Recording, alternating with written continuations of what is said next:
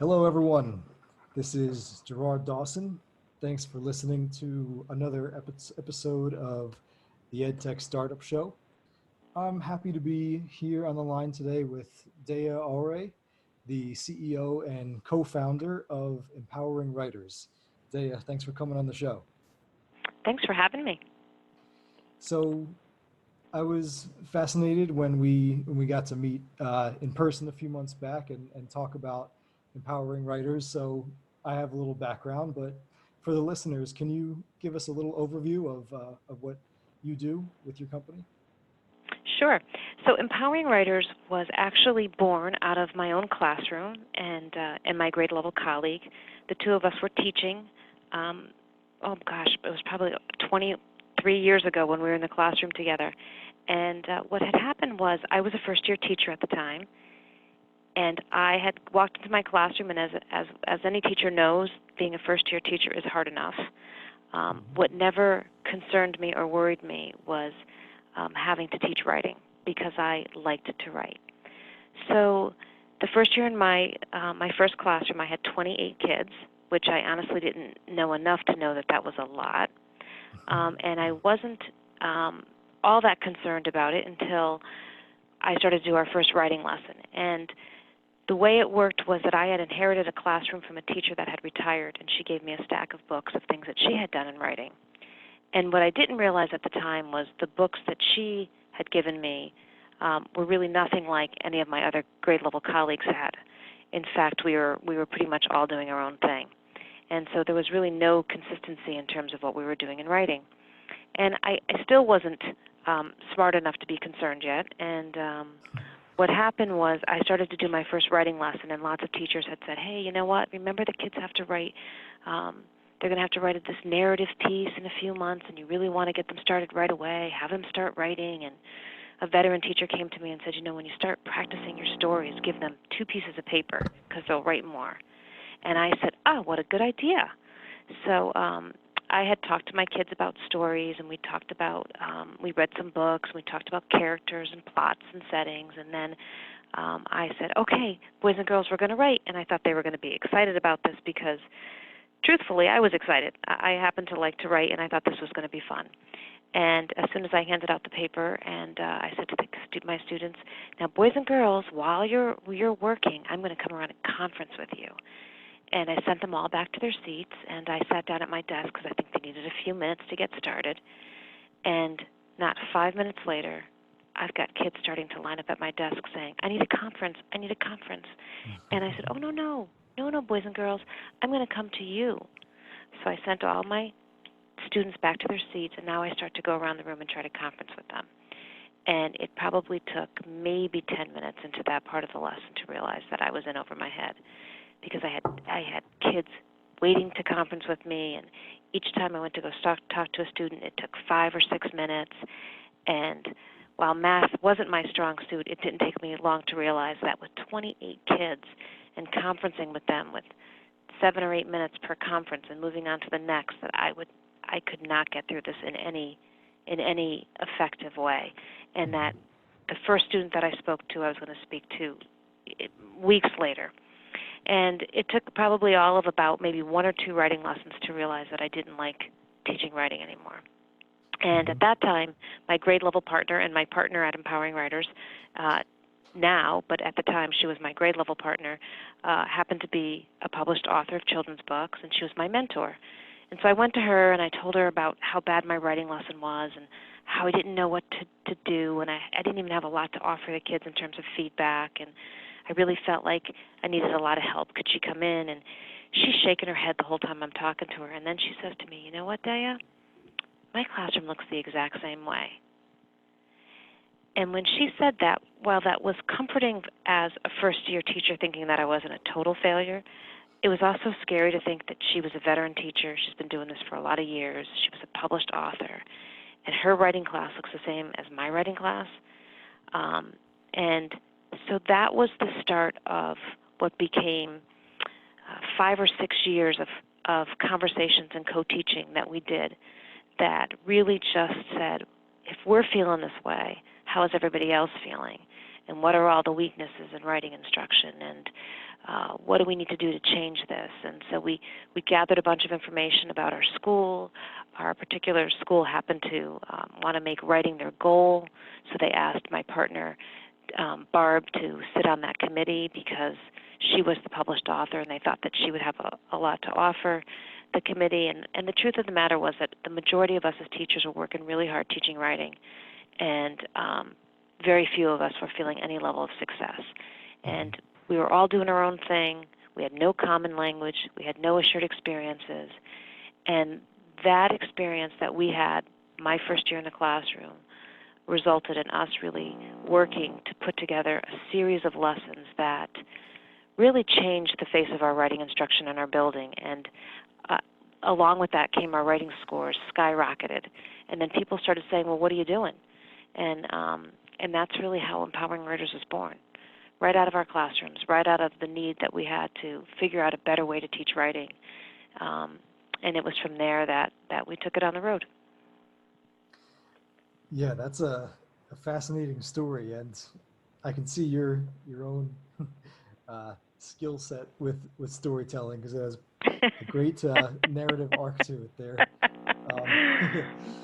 But one thing that I'm thinking as I hear you tell this story is the awareness and the initiative that you had, and I assume you must have now as the leader of your business, or as somebody who's built this initial concept into something much greater. What kind of, a lot of first year teachers would have your experience and then say, I'll get better with time, or this is my first year, and almost write it off that way. So you kind of touched on it in terms of the conversations you had in your school's initiative, but what do you think it was for you that led you to take this idea and continue to build it into something much larger? I think that's a great question, because I think what a couple of things really struck me at the time. One was the fact that so many of us felt that way. I thought to myself that this couldn't be just the way that it is. Like, if we all are feeling that way, there has to be a better way to do it. And so I was in a position at the time where I really felt like, well, we can make a change. And then what happened relatively quickly was we put together a few writing lessons that when we taught them to our students in the way in which we thought was a much better approach, we saw differences right away. And so the fact that our kids were catching on really quickly, a lot of times as teaching, you say, exactly to your point, you say, I'm going to try this and it's going to get better. And I'm going to work at this for a while, and then I'm going to see some growth in my students. But it was painful enough for me to teach writing and realize I had nothing to offer, that was one of my key motivators was, okay, I gotta be better at this. And then the other motivator was that when we put together lessons that were much more manageable for students, we saw a change right away. And so with those two things, coupling the fact that, one, I felt like, wow, these kids deserve more, and two, when they got more, they did a much better job. And really what it came down to is it was really problem solving, which I love. It's one of the things that I think continually helps us refine our lessons, so that when we, even now to this day, when we go in classrooms and teach and the lesson doesn't go as well as we think, or the kids didn't catch on like I thought they would, probably the most exciting part for me is to go back and say, okay, how can I break that down a little bit more? Or how can I deliver that in a different way so that our students get it the first time around? Or how can we refine the lesson? So those are things that really motivate me in teaching. And I was really lucky to be in a situation where I was in a school that was certainly welcomed us, giving us the opportunity to try new lessons and to try practice lessons with a lot of students and see how they impacted classrooms at different grade levels, so we can really refine our craft. Yeah, and so I'm curious, as we continue to talk, to ask you more about your approach, of course, to writing and your thoughts on curriculum. But one thing you said, I hear you mention something that I have as part of my teaching philosophy too, which is an idea of everything is almost a small experiment where you're always on one iteration and then not succeeding or failing, but using the data to craft your next lesson, your next approach.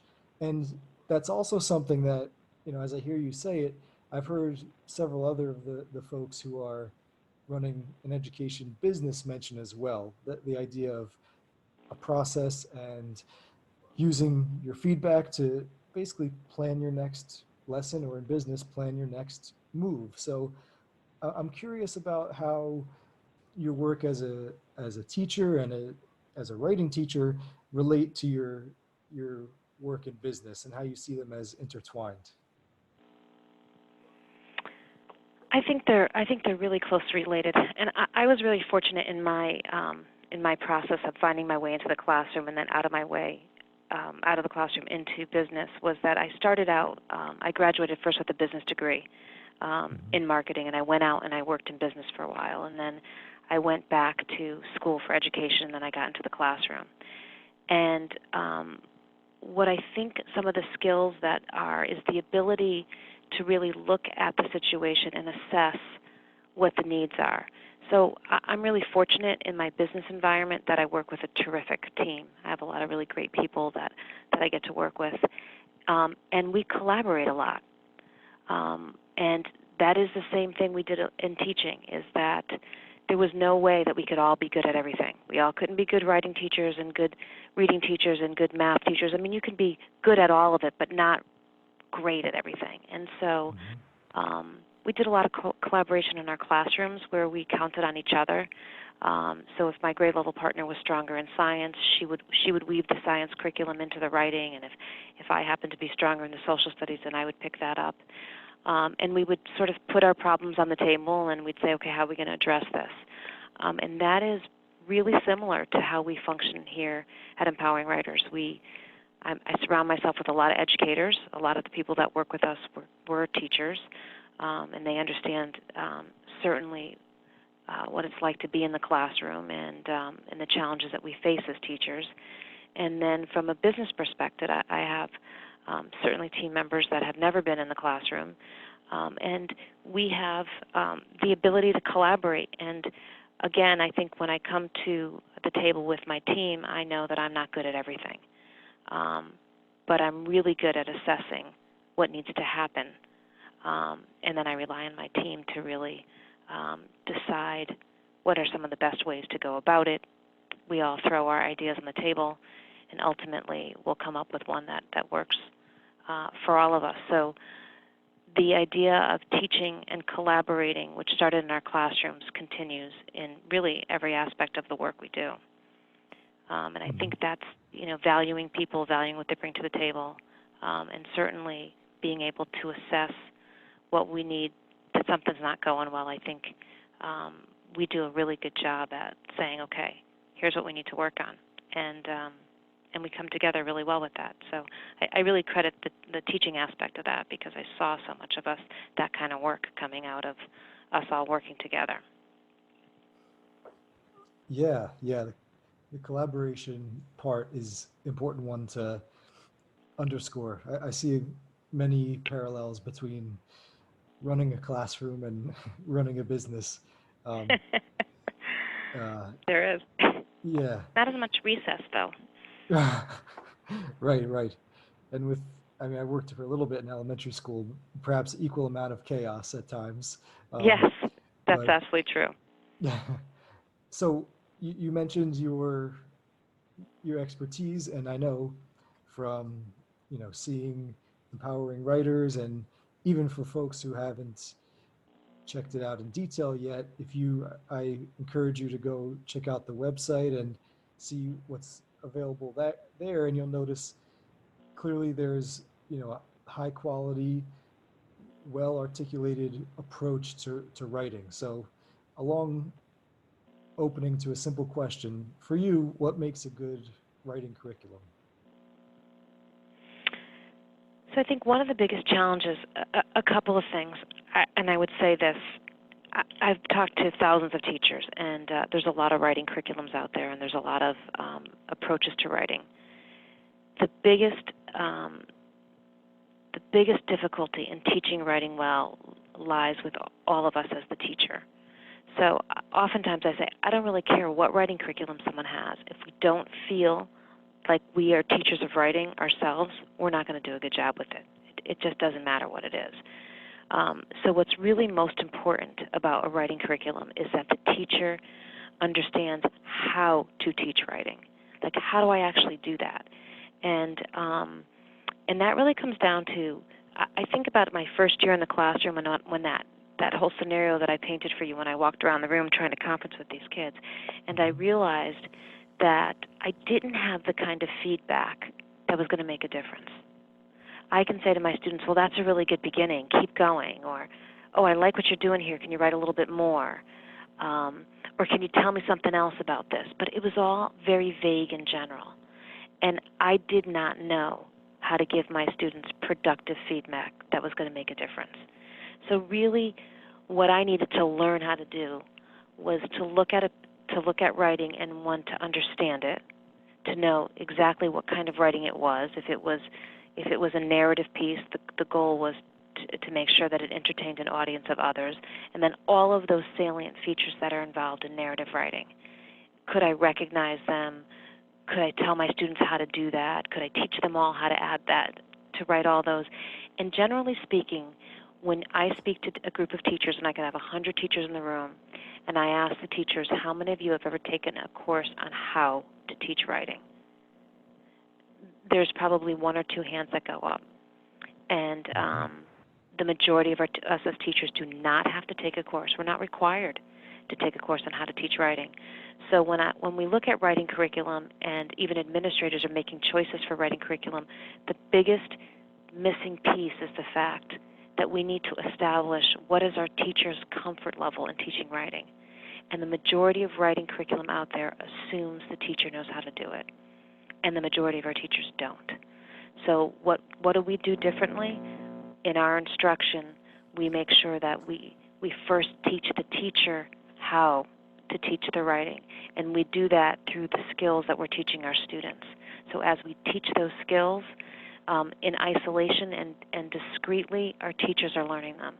And every time our teacher learns a new skill and they teach it to our students, they've added another tool to their toolbox. So now when they're going around and conferencing with students, they can ask for elaborative detail. They can ask specifically to build a little suspense here, or to have a sentence started there. Much more specific conversation and feedback when they know the skills that go into the writing task. So when you talk about what makes a good writing curriculum, it's really a good writing curriculum that teaches the teachers how to teach the basic foundational skills of good writing.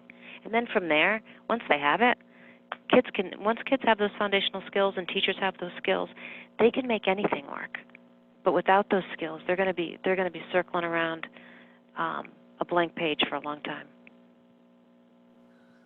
Yeah, that's a great point. And how you said it in particular, I think, is really important because, and correct me if I'm wrong, but you said we need to give the teachers the skills so that they can then impart them on the students. And absolutely, it reminds me, as you're talking about writing classes in, for example, a teacher prep program, it was my final semester in college. I was 22 and actually doing my student teaching, and I took a class teaching writing with my professor, Mr. Mahoney, who fortunately I'm still in contact with.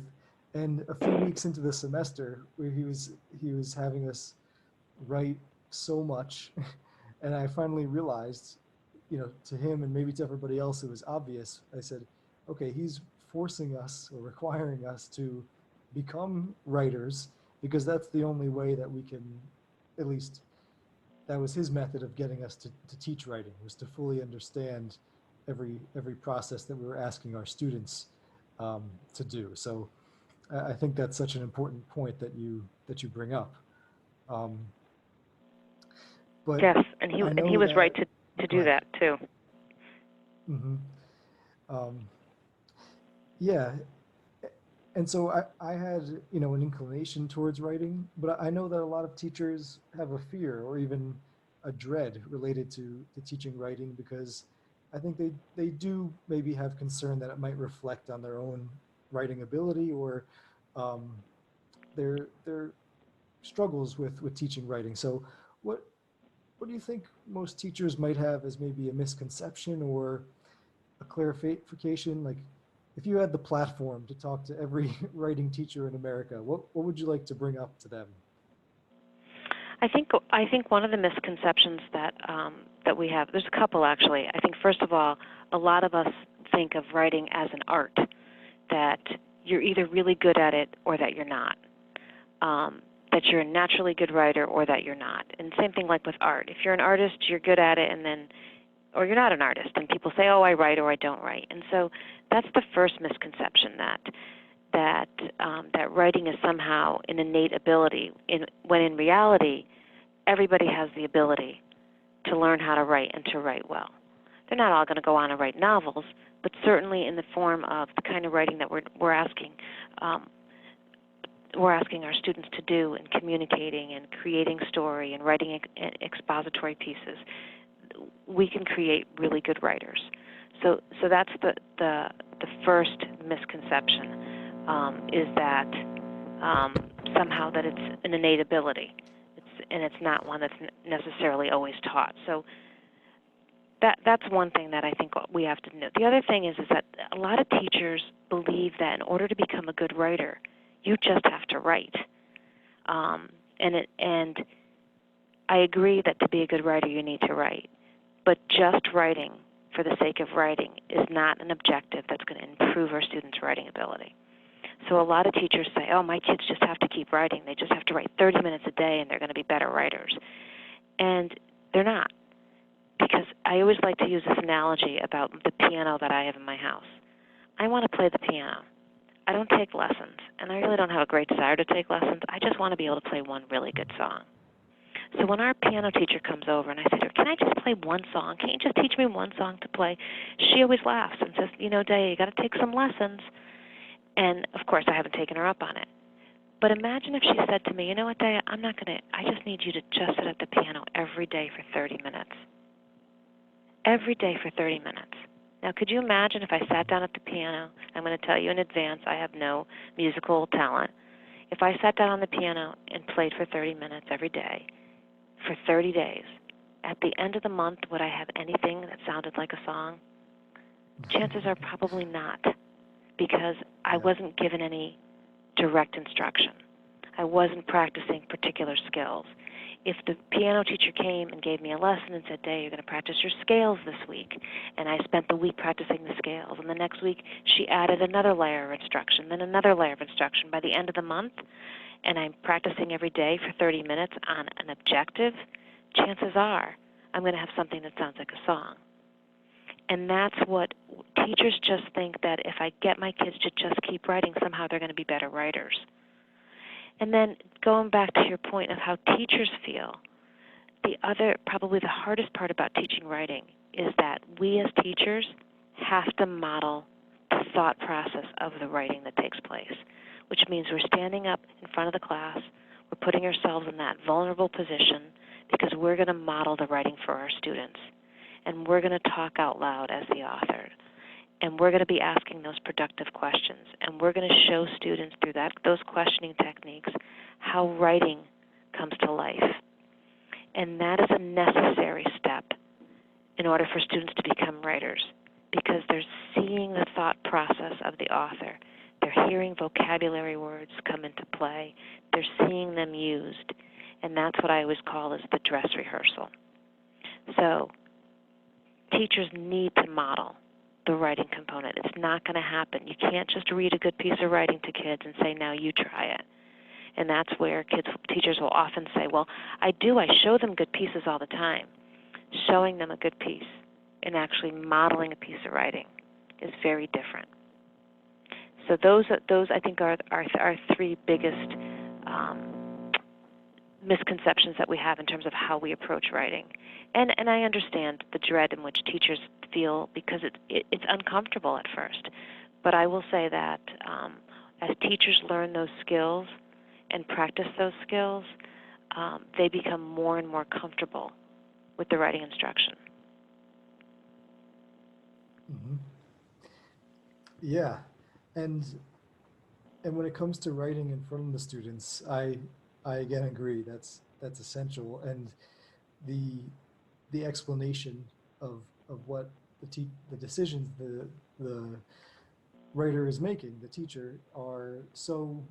I found when you can get students to follow along with that process, and you get that part integrated into your lesson, I think it's an investment, really. Some teachers might say, oh, I don't have the time, or I can't bother to do that, but it really is an investment that leads to better results afterwards. Um, so I again agree with that point. Um, and I remember somebody saying, maybe in a Kelly Gallagher book, maybe I think it was, or maybe when I saw him speak at NCTE. Anyway, he said we need to get the difference clarified between assigning writing and teaching writing. And I think that's Oh, something that's that great. I see in a lot Yeah. of your messaging as well. Yeah, that's great. Um, so, as you're talking about how teachers feel, I know this is not just thoughts you've assumed. I know you have experience working with teachers in person. Um, so I'm fascinated just with your experience of giving in-person workshops. How has that helped you develop your product, basically, with empowering writers? Yeah, it's a terrific learning experience doing full day professional developments with teachers, and we work in a couple of different ways. We host a workshop where teachers will sign up and come to us, or many times we're hired by school districts to come in and train their teachers. And what's been terrific about doing those workshops, is that we learn so much from the teachers in terms of when we're presenting those workshops. We're always refining our workshops based on how our teachers receive them. So I have to say that when I first started out doing the workshops, we would have these workshops, and teachers would always have the same questions, and they'd always be wondering the same things. And then eventually, over time, you start to work in the responses to those questions in the presentation, so those questions don't come up anymore. But my favorite scenarios in doing live workshops is when I have an opportunity to co-present with a colleague of mine. Doesn't happen a lot, but when I first started working, my partner and I always co-presented, and I can't tell you how many times when we co-presented content, we would be putting stuff out there unbeknownst to the audience for the first time, because the two of us would be playing off each other and be thinking, oh my gosh, that's a great idea, and then you can do this with the lesson, and then you can go in this direction.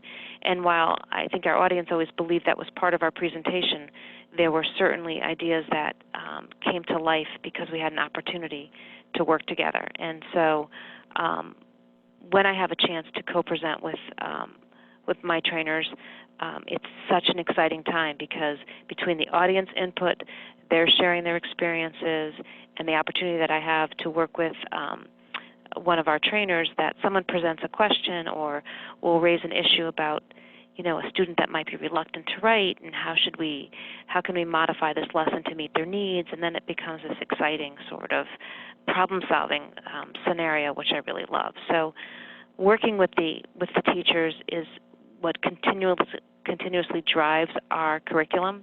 It's where we add.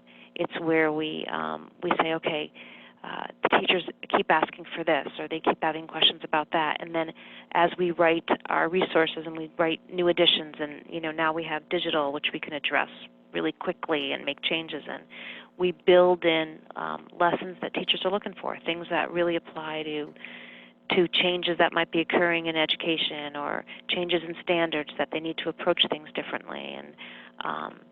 And so being in those live audiences and working with those teachers gives you the opportunity to really stay fresh, recognize what teachers are most concerned with, hear how they are seeing the lessons that are being developed, and their questions are very telling in terms of how we might need to modify what we do or how we can help them with the process. So the professional development on that level is terrific. And then the other way in which we deliver PD is we do coaching. And so we'll go into schools where we're hired as coaches, and we'll get to go into classrooms and work with their students, team teach with their teachers, or even have an opportunity to watch a teacher teach a lesson and provide feedback on the movement of their lesson and any questions that they might have. So that certainly is another really terrific learning experience. Yes, it's I admire just that, basically providing PD to teachers, because you're understandably speaking about the rewards from it. I know it's also maybe just me imposing my own feelings about the challenges of speaking. I always admire folks like you who do that. So um, just to be honest. But again, if people when they visit empoweringwriters.com, they'll see a few different aspects, a few different ways to learn more, and one thing there that I'm fascinated by is the hub. So to switch directions a little bit, why did you create the hub? So what the hub is a digital resource that we've made available through subscription for teachers. And again, really to your point of your previous question in terms of ways in which we refine our approach and working with teachers, what happened was going back not too long ago, it was not uncommon for districts to hire us to come and do professional development. And many times we were hired in August, and we'd go and do one-day professional development, and then we'd set the teachers off to the task of teaching writing. Well, the reality is when they're at that workshop, they're all excited, and it's all terrific, and it's great, and they love it, and then they go back to their classrooms, and about 4 or 5 weeks in, they're like, this is really hard. I don't remember what I should be doing here, and they would have questions, and of course, we're not scheduled to come back for a while, and then it might go off the rails. So one of the things that we knew for sure was that if teachers went and they implemented our writing approach with fidelity, they would see a big difference in their student writing, a measurable difference in their student writing. The problem is that they weren't always able to hold it together until we were able to come back for a follow-up. So what we decided to do was we created what we call the hub, and the hub is actually the same resources that our teachers buy in the print version. They're now in digital format. But what's terrific about it is within the digital format, so now you go into a lesson and you're going to be teaching elaborative detail, we've embedded all kinds of resources for the teacher. So we've embedded what we call teacher background videos. So now you took this workshop, you don't remember it, or maybe you never took the workshop. You'll get a little background video on elaborative detail, why the skill is important, why we teach it, how we deliver it. Then you'll see a modeled lesson on it. So now we're going to drop you into a classroom. You're going to see a teacher teaching a segment of elaborative detail. Then we've also built in Skill Power, what we call Skill Power PowerPoints, which are PowerPoints that help assist in the instruction of writing. So teachers can go in, they can click on the PowerPoint, and they can introduce those skills with the help of the PowerPoint. Each element that we've put into the hub has been a direct response to a request from teachers. So, for example, one of the things that we hear a lot is that they want to make sure that that their lessons are delivered with fidelity. That was why those PowerPoints were developed. We developed them so that we knew for sure that all the key points that had to be delivered to students were contained within that PowerPoint, so that when teachers deliver the lesson, they make sure they cover all of those salient features. Some other feedback that we had gotten was we have articles within the context of our writing so that students can really start to read what good writers do and start to annotate that and analyze it. Well, some of that text was difficult to read at certain grade levels. Some kids couldn't read it independently. So we created what we call virtual field trips. And the virtual field trip is the background on that article. So if the article is about bears, we have a field trip that's all about bears. And within that field trip, we've embedded all the language, vocabulary words, the organization that they're going to see when they get into the piece, the actual written piece. So now students have access to the video field trips.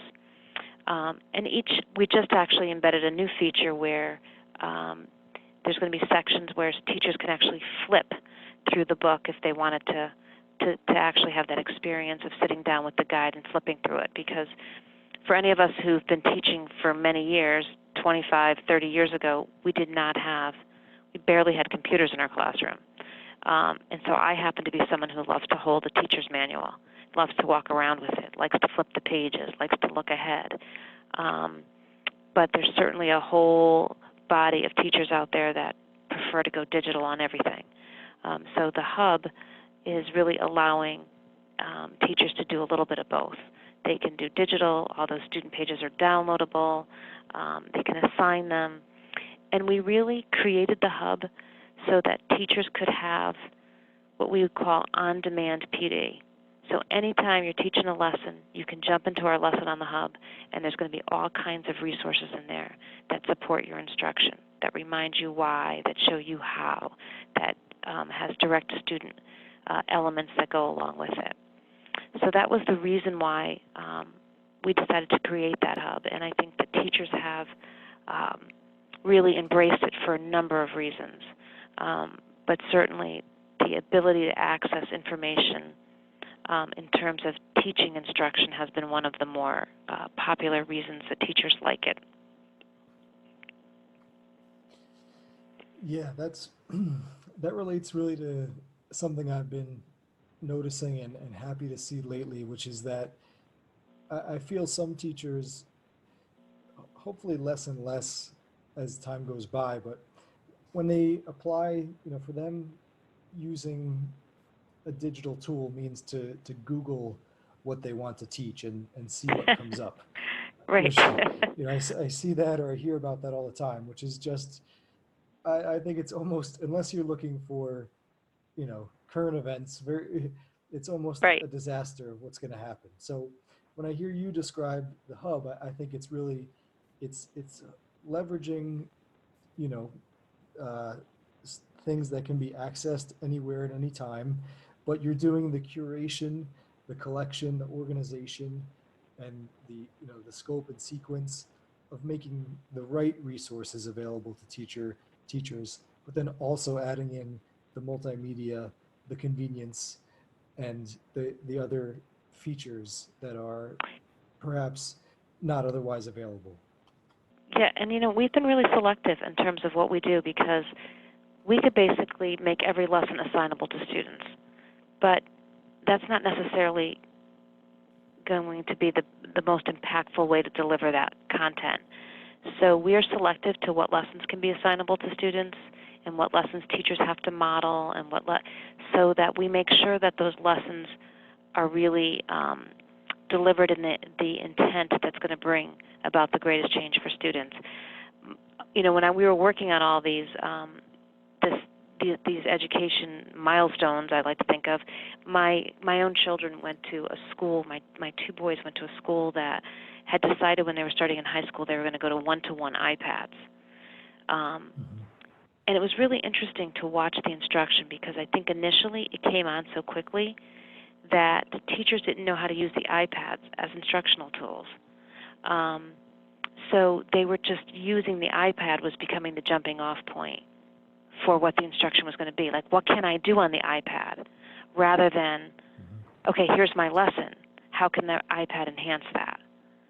And what we wanted to make sure is when we created the lessons that were going to go into the hub that kids can work on either online, we wanted to make sure that the lessons that we were going to choose to make digital or give direct-to-student content to was lessons that were the lessons that were going to enhance their instruction.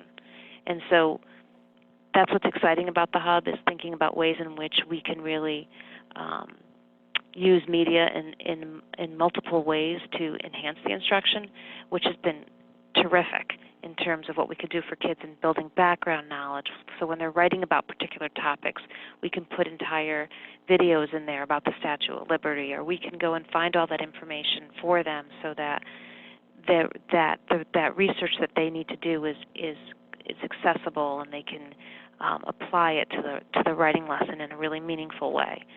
So I think that's one of the goals that we've always tried to hold true to, is it's not just about making the whole thing digital, it's really about making sure that it enhances that instruction.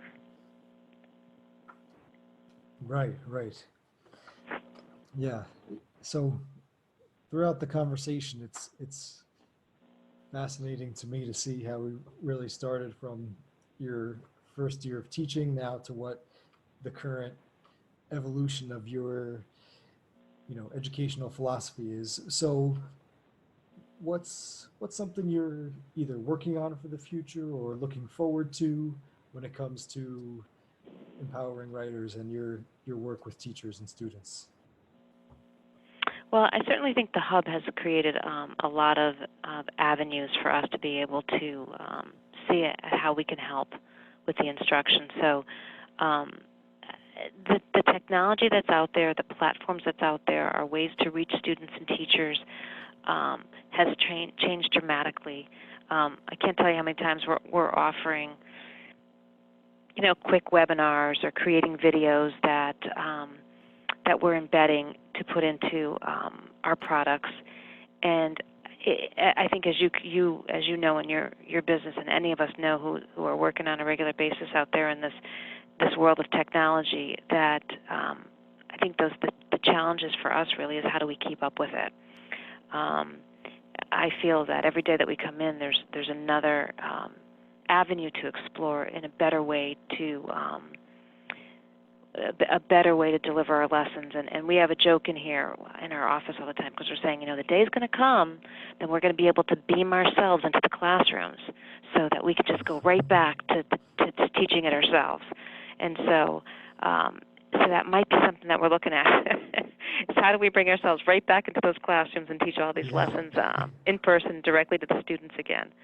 But I think certainly for us, the work that we're doing on our digital platform has allowed us to really keep our content as current as possible, and it's been a very fine balance between teachers who like that digital aspect and the teachers like myself who a little bit more old-fashioned in terms of how we deliver content. But there's some exciting, certainly some exciting ways in which we can deliver professional development now, and the ways in which we can support students that we could never have done before without the technology.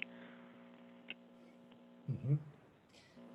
And in my opinion, it's all in the pursuit of one of the most, timeless or impervious to disruption skills that there is, which is writing, which for me is basically, True.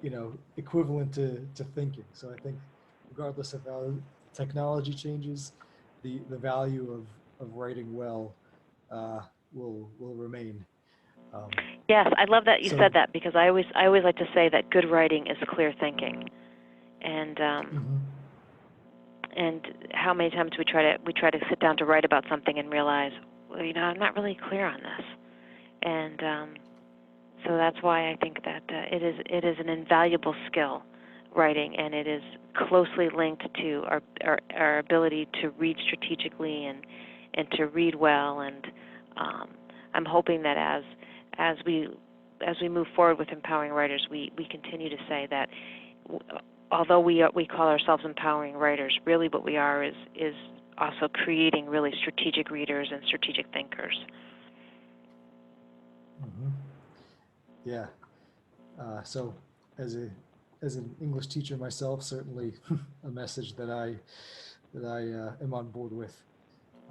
So again, I mentioned a few times throughout, just as the conversation related to it, but I encourage people to go to www.empoweringwriters.com Dea, for folks who are fascinated and want to get in touch with you or learn more, what would you suggest they do? Oh, they can just email me directly at my email, which is DAURAY at empoweringwriters.com. I would love to hear from them, answer any questions. My favorite topic is talking about writing, and would love to have the opportunity to continue these kinds of conversations with people that are interested in it. That sounds great. Well, Dea, I really appreciate you taking your time to come on the show. Hopefully, we'll meet again in our next education conference, uh, intersection. But until then, thanks very much for taking the time. Oh, thank you so much. Really enjoyed it. All right. Take Talk care. to you Have a good soon. night. Bye.